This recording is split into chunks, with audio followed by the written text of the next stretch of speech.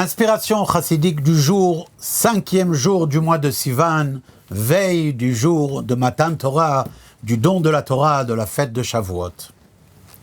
Avant le don de la Torah, Hachem il a dit à Moshe Rabbeinu, va sanctifier le peuple, emmène-leur la sanctification dans les jours qui précèdent le don de la Torah, aujourd'hui et demain, et que de leur côté, ils lavent leurs vêtements.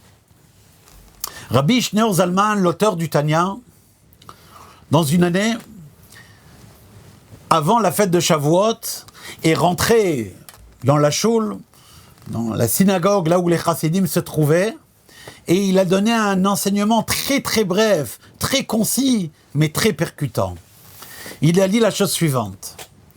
Vekidashtam ayom ou machar, tu les sanctifieras, les Juifs aujourd'hui et demain. Ça, c'est quelque chose que Moshe fait et que la diffusion de Moshe et les tzadikim font dans chaque génération.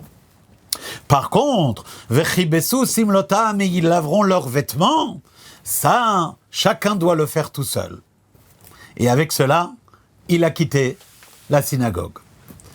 Les chassidim de l'époque étaient d'une telle intensité eux-mêmes, une profondeur, que pour beaucoup d'entre eux, cet enseignement, aussi bref qu'il soit, leur a suffi pour leur donner tout l'élan nécessaire dans leur avodat Hashem. En effet, que dit cet enseignement ? Cet enseignement, il nous dit deux choses. D'une part, il faut savoir qu'il y a le tzaddik de la génération. Il y a le Moshe de la génération qui nous donne la kedusha, qui nous donne la sainteté. Il nous donne cette kedusha qu'Hachem lui confie afin qu'il sanctifie les béné Israël. Et donc, il faut toujours se sentir encouragé par le fait qu'il y a une aide qui vient d'en haut. D'autre part, il faut savoir qu'on ne peut pas se reposer sur ses lauriers. Afin de pouvoir réellement révéler cette sainteté, cette kedusha qu'on reçoit du tzaddik, il faut pour cela laver ses habits. Les habits en chassidoute, ça veut dire, d'après la chassidoute, c'est-à-dire les habits, c'est les habits de l'action. Faire attention que ce qu'on fait soit fait d'une manière pure, d'une manière cachère. Les actions, l'habit de la parole, où on fait attention à ce qu'on dit, non seulement qu'on ne prononce pas des paroles interdites, telles que la médisance ou le mensonge, Dieu préserve, mais qu'on fait également attention à la propreté de sa parole. On fait attention à ne pas blesser les autres, on fait attention à ne pas parler lorsqu'il ne faut pas, et on lave même l'habit le plus profond et le plus raffiné, qui est l'habit de la pensée. Que non seulement on fait attention que cet habit-là ne soit pas rempli et sali de choses auxquelles il ne faut pas penser, mais qu'en plus une personne lave cet habit avec des pensées uniquement de sainteté, de kedusha, de Torah et de mitzvot et de hirat shamayim et de chassidut.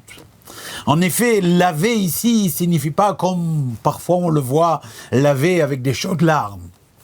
D'une manière générale, chez les chassidim, un service divin qui était avec des larmes n'était jamais considéré comme quelque chose, comme un premier choix. Parfois c'est nécessaire, mais ça doit quand même relever de quelque chose d'accès exceptionnel. Laver veut tout simplement dire que ce soit propre, que la pensée et la parole et l'action soient tous investis là où il faut et comme il se faut.